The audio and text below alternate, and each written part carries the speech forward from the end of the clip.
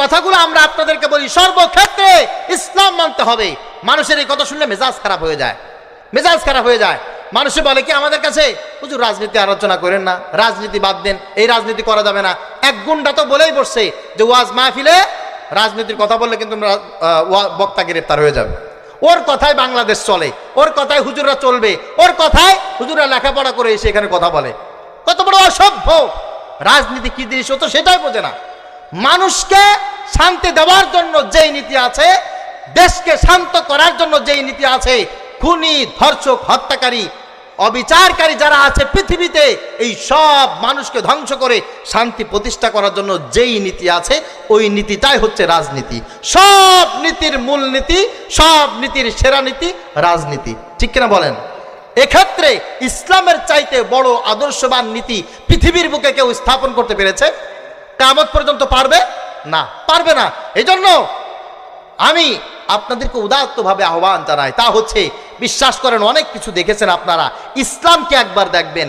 ইসলাম শুনেছেন, ইসলাম ইসলাম ইসলাম, আবার অনেকে বলে যে হুজুর ইসলাম ক্ষমতায় আনতে হবে কেন, ইসলামের পিছনে থাকতে হবে কেন, আপনি ইসলামী রাজনীতি করেন তাই? না ভাই, না ভাই, তা না। আমি মুসলমান, আপনারা কি বলেন? একজনও চুপ করে থাকবেন না। আপনারা কি মুসলমান? আমরা মুসলমান। মুসলমান তো এটাই চাইবে ইসলাম সব জায়গায় থাকবে। কথা বলেন?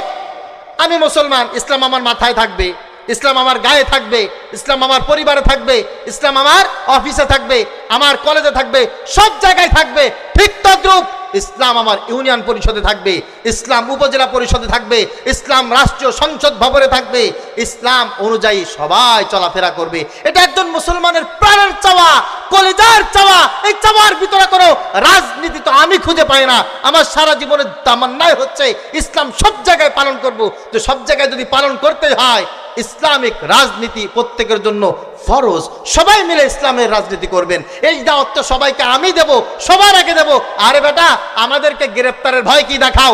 আমাকে যদি গুলি করে ঝাঁঝাক করে দেওয়া হয়, তাও আমি কিয়ামত পর্যন্ত যতদিন বেঁচে থাকবো বলতেই থাকবো সব কিছু ইসলাম অনুযায়ী চলবে। আমরা মুসলমান হিসাবে ইসলাম প্রতিষ্ঠা করতে চাই।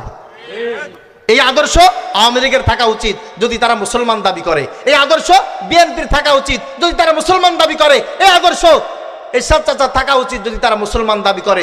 যে মুসলমান সে চাইবে ইসলাম প্রতিষ্ঠা হোক সব জায়গায়, ঠিক কিনা বলেন?